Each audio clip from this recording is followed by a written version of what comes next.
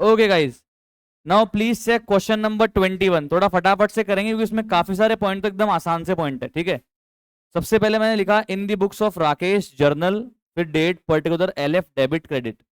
सबसे पहले पढ़ते हैं पहला ट्रांजेक्शन, जनवरी 1। तो डेट कॉलम में लिखेंगे पहले तो ईयर 2026, फिर लिखेंगे 1 जनवरी। ट्रांजेक्शन पढ़ो। राकेश ने बिजनेस स्टार्ट किया, क्या लेकर आया घर से? कैश लाकर बिजनेस को दे दिया। बिजनेस के पास कैश नाम का असेट बढ़ गया और बिजनेस के ऊपर एक लाइबिलिटी भी बढ़ गई, इंटरनल लाइबिलिटी बढ़ गई। कितने रुपए का मॉन? 50,000 की। असेट बढ़ा, कैश डेबिट कर दिया, कैपिटल बढ़ी तो कैपिटल क्रेडिट कर दी। Being capital introduce. Second Jain को पढ़ते हैं। तब सारे बच्चे सेकंड जैन के ट्रांजेक्शन की एंट्री बोलो, कम ऑन एंट्री बोलो सेकंड जैन के ट्रांजेक्शन की। Purchase account debit to cash. Goods purchase कर रहे हैं हम लोग, हमारा एक्सपेंस है,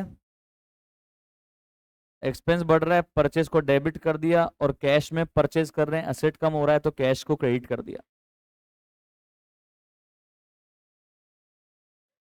आगे चेक करो 5 जैन। परचेज गुड्स फ्रॉम, नाम लिखा हुआ है, नाम लिखा हुआ है, परचेज गुड्स फ्रॉम नाम लिखा हुआ है, cash purchase credit purchase. Credit purchase क्या एंट्री करोगे? परचेज अकाउंट को डेबिट कर देंगे और मोहन अकाउंट को क्रेडिट कर देंगे।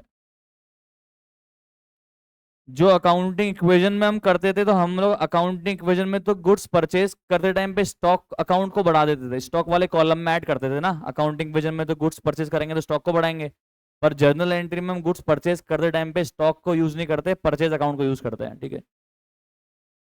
एक्सपेंस बढ़ रहा है, परचेज डेबिट कर दिया, मोहन नाम की लाइबिलिटी बढ़ रही है, क्रेडिट कर दिया। आगे चेक करो 7 जनवरी।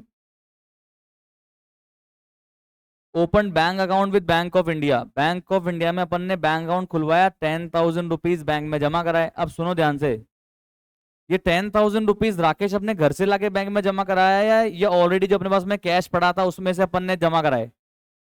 जो अपने पास में कैश रखा हुआ था, कैश हमारे पास में पड़ा हुआ था, उसमें से हमने बैंक में जमा करवा दिए, तो ये एडिशनल कैपिटल नहीं है सर ये। तो इसकी बताओ एंट्री क्या होगी? बैंक वाला असेट बढ़ जाएगा तो डेबिट कर देंगे, और कैश वाला असेट कम हो जाएगा तो क्रेडिट कर देंगे।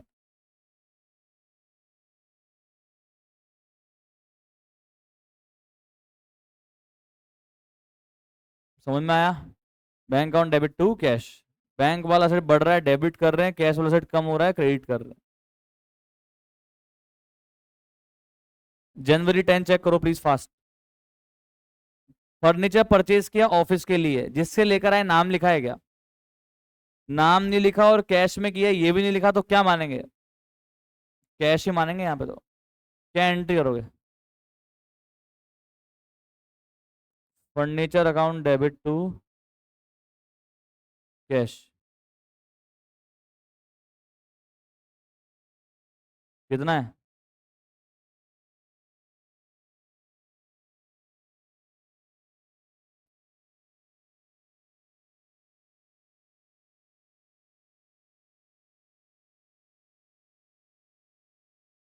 Sold goods to Mahesh for cash. Cash में गुड्स सेल किया अपन ने 8,000 का। एंट्री बोलो, बहुत आसान एंट्री है। Cash account debit to sales. Logic क्या है? असेट बढ़ रहा है, कैश डेबिट कर दिया, सेल्स इनकम बढ़ रही है, क्रेडिट कर दी।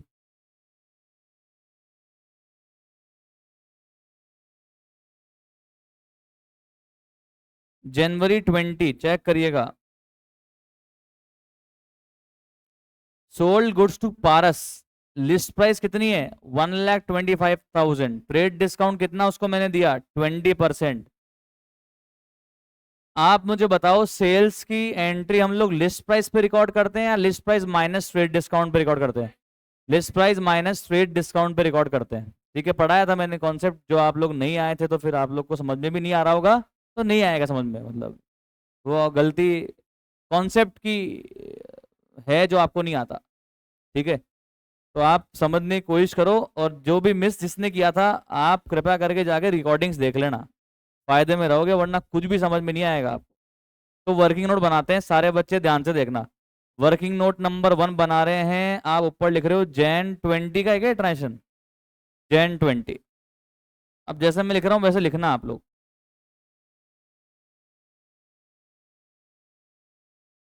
जितनी एंट्री बची है उसकी जगह छोड़ के बाद में फिर आप वर्किंग नोट बना लो।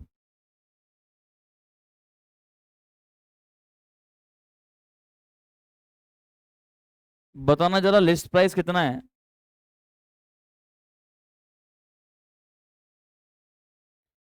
1,25,000। इसमें से क्या लेस करेंगे? कितना परसेंट? 20%।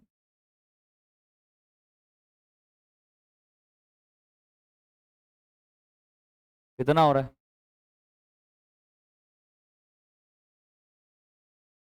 ट्रेड डिस्काउंट का मतलब होता है अपन किसी दुकान पे गए और अपन ने बार्गेनिंग वार्गेनिंग करवाई, तो अगले ने बार्गेनिंग करते टाइम पे मुझे 25,000 कम कर दिए, तो अगले ने बिल कितने का बनाया?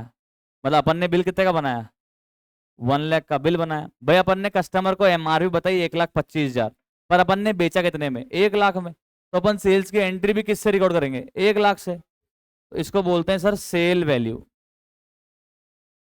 क्योंकि अपन ने सेल करी है। अभी खत्म नहीं हुआ है, अभी खत्म नहीं हुआ है। ठीक है, ये समझ में आया? पहले बताओ। 1,25,000 की एमआरपी बताई थी मैंने उसको, अगले को। तो अगले ने बोला यार कम तो करो, तो मैंने बोला चल ठीक, कितने रुपए दे देना? 1 लाख दे देना। तो अपन बताओ सेल्स कितने रुपए से मानेंगे? 1 लाख से। समझ में आया क्या? क्लियर? तो लिस्ट प्राइस में से क्या लेस करते हैं? ट्रेड डिस्काउंट माइनस करने के बाद जो वैल्यू आती है उसको अपनी सेल्स की इनकम मानते हैं। अब देखना मैं कैसे लिखूंगा, अभी चीज खत्म नहीं हुई है, ध्यान से देखते रहना, एकदम ध्यान से देखते रहना। मैं एंट्रीज में जा रहा हूँ। 20 जनवरी। 3 लाइन ऊपर छोड़ रहा हूँ, 3 लाइन ऊपर छोड़ रहा हूँ, 3 लाइन छोड़ रहा हूँ ऊपर। अब यहाँ लिख रहा हूँ टू सेल्स। बताना मेरी सेल्स की इनकम कितने रुपए की है? 1 लाख की है। ये चीज क्लियर? अब मुझे एक बात बताओ, इस 1 लाख में से मेरा कस्टमर मुझे कितना परसेंट पेमेंट कर रहा है? 40%। इसका मतलब कितना अभी नहीं कर रहा? अरे 100 में से अगर 40 दे रहा तो कितना अभी दे नहीं रहा? 60% अभी नहीं दे रहा है, तो कब देगा? बाद में देगा। 60% अभी नहीं दे रहा तो कब देगा? बाद में। मैं अभी 40% दे रहा है उसकी बात नहीं कर रहा, मैं जो 60 नहीं दे रहा उसकी बात कर रहा हूँ। तो 60% यानी कि 1 लाख का 60% कितना हो गया? 60,000। 60,000 वो मुझे बाद में देगा, तो मैं अपनी बुक्स में पारस के नाम से, मतलब डेटर के नाम से असेट बना लूं। तो बताओ सर, मैं पारस के नाम के अकाउंट को कितना डेबिट करूं? 60,000 कैसे आया? 1 लाख में से 60% वो आज नहीं दे रहा, कल देगा। तो सर इसको तो अपन डेटर बोलते हैं ना? हाँ डेटर बोलते तो हैं, पर डेटर का नाम लिखना पड़ता है जर्नल में, क्योंकि मान लो आप तो 100 जनों को अपना माल बेचते हो, तो सबको थोड़ा ना डेटर बोल दोगे, अलग अलग नाम से लिखना पड़ेगा ना। वरना फिर पता कैसे रहे किसको कितने रुपए का माल अपन ने दिया, किससे कितने पैसे लेने? तो नाम लिखना पड़ता है डेटर का एंट्री में। समझ में आई बातचीत? समझ में आई कि पारिक साहब, कि डेटर का नाम लिखना पड़ता है एंट्री के अंदर? क्लियर है? अब आगे की बात करते हैं। अब वापस चलो मेरे वर्किंग नोट में।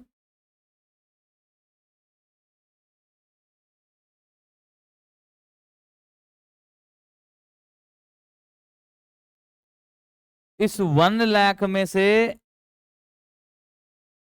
सर आप प्लीज थोड़ी देर चुप रहें, थोड़ी देर चुप रहें सर, सेहत के लिए अच्छा रहेगा आपके लिए। आप मुझे बताए 1 लाख में से कितना परसेंट पेमेंट अभी नहीं आया? 60%। तो वो क्या बन गया मेरा? Debtor amount not received. कितना? 1 लाख का 60%, तो 60,000 बन गया मेरा डेटर। ओके। ओके। अब बताओ मुझे कितना परसेंट पैसा मिल रहा है?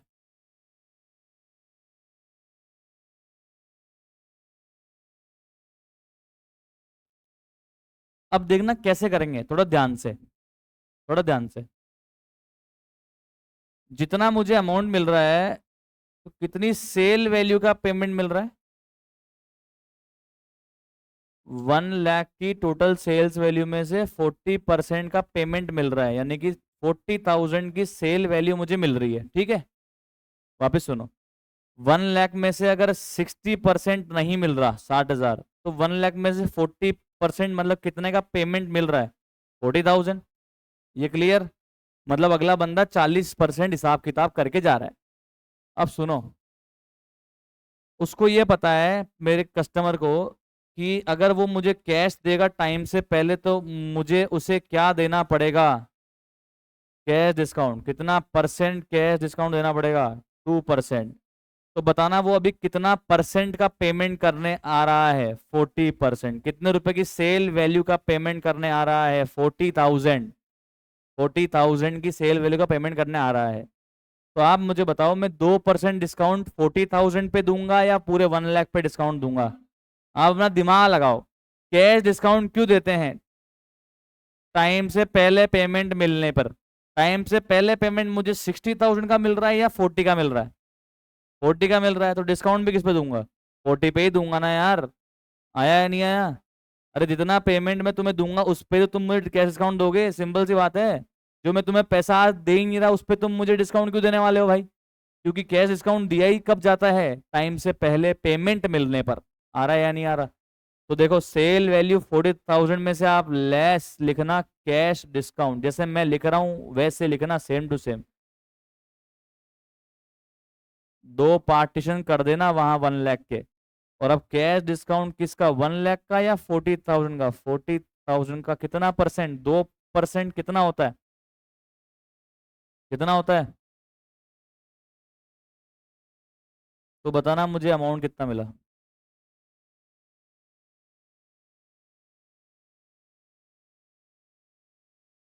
और ये पेमेंट मुझे चेक से मिल रहा है क्या? तो चेक मुझे मिला 39,200 का, 800 का मैंने आपको डिस्काउंट दिया। ढंग से लिखना, ढंग से। Working note should form part of your answers. My की सिस्टर हो क्या आप? आप मिलने आए थे क्या शाम को उस दिन? अच्छा। नहीं, कोई तो आया था, पता नहीं।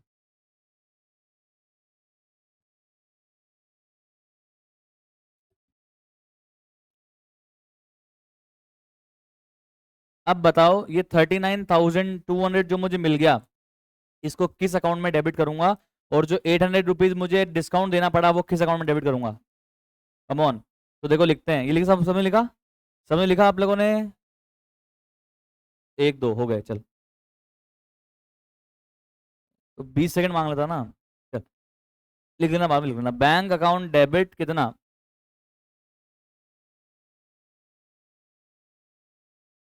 और डिस्काउंट अपन ने दिया है, तो डिस्काउंट अलाउ किया है, तो डिस्काउंट अलाउड अकाउंट डेबिट, क्योंकि अपना क्या है, ये एक्सपेंस है। समझ में आया कि नहीं आया? ऐसे क्वेश्चन आएंगे आपके एग्जाम में, आप मान के चल लेना। वापस समझाऊं? वो बाद में लिख लेना सर, अभी टाइम होने वाला है। Jan 27 paid to Mohan on account. On account का मतलब बैंक से पेमेंट देना होता है क्या, या हिसाब में से? तो मोहन कितने पैसे मांगता है अपने से? 60,000। कितने पैसे मांगता है मोहन? 60,000। कितने मांगता है मोहन? 60,000। तो 60,000 में से अपन उसको कितना रुपया चुका रहे हैं? 3,000। ऑन अकाउंट का मतलब, मैं फिर कह रहा हूं, बैंक अकाउंट नहीं होता है। आपकी स्कूल में क्या सिखाएंगे मुझे नहीं पता, मैं बार बार आपको प्रूव कर रहा हूं। ऑन अकाउंट का मतलब हिसाब में से, हिसाब में से, हिसाब में से। मतलब 60,000 में से हमने कितने रुपए दिए? 3,000। अब यहाँ पे क्वेश्चन में कहीं नहीं लिखा कि बैंक में से मैंने चेक इशू किया या क्या किया, तो मैं क्या मान लेता हूँ, विदाउट एनी इंफॉर्मेशन कैश दिया होगा। मैंने क्या दिया होगा मोहन? कैश दिया होगा। तो 27 ऑफ जैन को क्या एंट्री करते हैं? लाइबिलिटी कम हो रही है, मोहन को डेबिट कर देंगे। और कैश को भी क्रेडिट कर देंगे।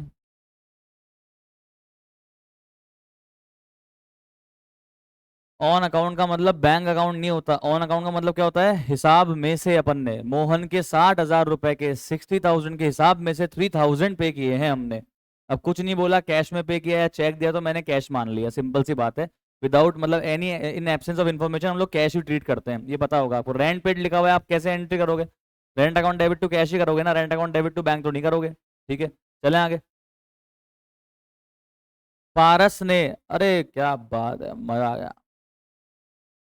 पारस ने रिटर्न करे गुड्स, लिस्ट प्राइस है 5,000 या सेल वैल्यू है 5,000? अपन ने सेल्स को किस पे रिकॉर्ड किया था, सेल वैल्यू पे सेल्स को रिकॉर्ड करते हैं या लिस्ट प्राइस पे सेल्स को रिकॉर्ड करते हैं?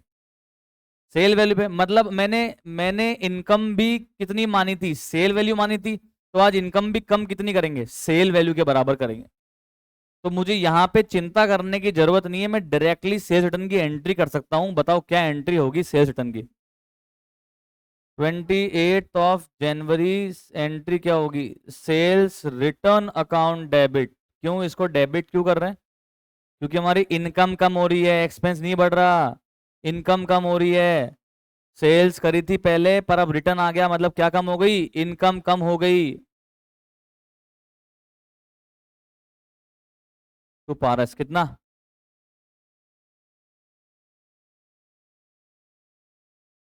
समझ में आ रहा है क्या डिम्पल,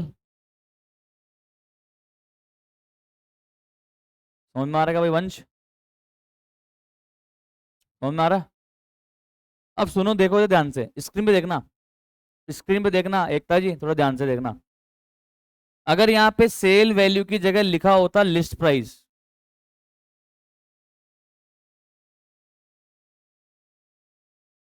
कि पारस ने 5,000 की एमआरपी के गुड्स रिटर्न किए, लिस्ट प्राइस लिखा होता, तो एंट्री क्या होती, एंट्री तो यही होती सर, सेल्स रिटर्न की तो एंट्री यही होती, sales return account debit to Paras. पर अमाउंट क्या होता है ये बताओ, आप सेल्स को लिस्ट प्राइस पे रिकॉर्ड करते हो क्या, या list price minus trade discount? तो सेल्स रिटर्न को भी किस पे रिकॉर्ड करोगे, list price minus trade discount पे। तो उस केस में 5,000 में से 20% लेस, यानी कि 1,000 ट्रेड डिस्काउंट लेस करके 4,000 से एंट्री करते। समझ में आ रहा है क्या? हेलो, जब सेल्स को रिकॉर्ड तुमने list price minus trade discount पे किया है, तो सेल्स रिटर्न को भी record list price minus trade discount पे करना पड़ेगा। हालांकि अपने इस क्वेश्चन में तो ये पंचायती नहीं है, क्योंकि मुझे डायरेक्टली दी हुई ही क्या है, सेल वैल्यू, तो इसलिए मैंने यहां से कोई माइनस वाइनस नहीं किया, डायरेक्टली 5,000 से एंट्री कर ली।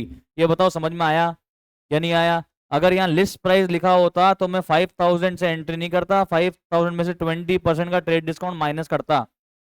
पर मैं यहाँ पे डायरेक्ट 5,000 से एंट्री कर रहा हूँ, क्योंकि ये लिस्ट प्राइस नहीं है, क्या है, सेल वैल्यू है। आया या नहीं आया? पक्की बात, श्योर, गलती नहीं करोगे ना? आगे के क्वेश्चन मिस मत करना, वरना कुछ भी आपके मतलब पल्ले नहीं बढ़ने वाला है, क्या होने वाला है। आगे का एक क्वेश्चन दिखाता हूं मैं आपको, ये क्वेश्चन नंबर 23 में यही यही है, list price list price list price, 23 24 भयंकर है, इसको मत मिस कर देना भाई, वरना समझ नहीं आएगा हो क्या रहा है जीवन में आपके साथ, जर्नल में।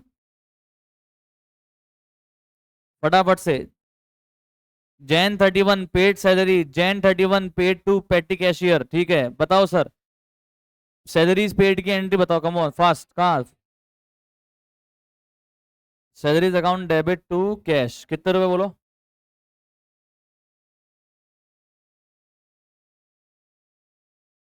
अब सर ये अच्छा पॉइंट है, पेटी कैशियर को अपन ने कैश दिया, हालांकि अभी तक अपना ये कॉन्सेप्ट जर्नल में कवर नहीं हुआ है, ये कॉन्सेप्ट कवर होगा आपके कैश बुक के चैप्टर में।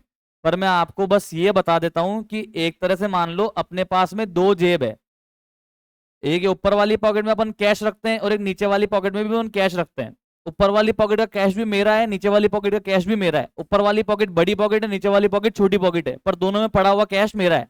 ठीक, तो बताए मैंने क्या किया, बड़ी पॉकेट से 3,000 रुपये निकाले और छोटी पॉकेट में 3,000 डाल दिए, तो मेरा खर्चा हो गया क्या, या खर्चा नहीं हुआ? खर्चा हुआ, पैसे खर्च हो गए। क्या बात कर रहे हो, ऊपर वाली जेब से निकाल कर डाल दिए नीचे वाली जेब पे, तो पैसे बाहर गए क्या? नहीं। क्या हुआ, एक्सपेंस हुआ? नहीं। एक असेट कम हुआ और दूसरा असेट बढ़ गया। कैश कम हुआ और पेटी कैश बढ़ गया, एंट्री पेटी कैश अकाउंट डेबिट। सर अलग अलग कर दो हाल फिलहाल। असेट बढ़ गया पेटी कैश के नाम से और कैश के नाम से असेट कम हो गया। पेटी कैश एक्स, ये यहाँ पे एक्सपेंस नहीं लिखा हुआ था, यहाँ पे पेटी कैश एक्सपेंस नहीं लिखा हुआ था, यहाँ पे पेटी कैशियर को मैंने पैसे दिए कि तू आगे खर्चे कर लेना छोटे छोटे, पर अभी खर्चा हुआ नहीं है। आपके पेरेंट्स ने आपको पैसा दिया है खर्चने के लिए, पर अभी आपने खर्चे नहीं है, समझ रहे हो? तो उनकी जेब से पैसा कम हो गया आपकी जेब में आ गया है, तो उनकी जेब से असेट कम हो गए आपके असेट बढ़ गए हैं, यही तो कहानी हुई है। अभी पैसा खर्चा नहीं हुआ है, अभी एक्सपेंस नहीं हुआ है, समझ में आ रहा है क्या? अगर यहां पे लिखा होता ना पेड पैटी एक्सपेंसेस, क्या लिखा होता? पेड छोटे मोटे एक्सपेंसेस, पैटी एक्सपेंसेस मतलब छोटे मोटे खर्चे, चाय पानी नाश्ते के अखबार के ये सब, तो क्या एंट्री करते? अगर लिखा होता पेड पैटी एक्सपेंसेस, क्या एंट्री करते? Petty expenses account debit to cash. फिर आप पैटी एक्सपेंस को डेबिट करते, कैश को डेबिट नहीं करते, फिर आपका एक्सपेंस डेबिट होता, असेट डेबिट नहीं होता। समझ में आ रही है क्या बातचीत? पक्का, sure, clear? Okay. Rejected and return 5% of goods supplied by Mohan. बताना मोहन ने कितने रुपए गुड्स सप्लाई किए थे? 60,000 का 5% बताओ कितना हुआ? 60,000 का 5%, 3,000 हमने रिजेक्ट करके रिटर्न कर दिया। क्या है ये? Purchases return. क्या है? Purchases return. एंट्री बताओ क्या होगी? मोहन अकाउंट डेबिट टू, नहीं, ये भाई ने बोला कि सर 60 का अपन ने परचेज किया था, 3,000 रुपये उसको हम चुका चुके हैं, तो मोहन हमसे कितने मांगता है? 57,000, तो 57 का 5% कर दो। यहाँ पे ऐसे लिखा है क्या कि rejected and return 5% of the remaining amount due to Mohan? यहाँ पे क्या लिखा है? Of goods supplied by Mohan. बताना गुड्स सप्लाई कितने रुपए किए थे मोहन ने? 60,000 के।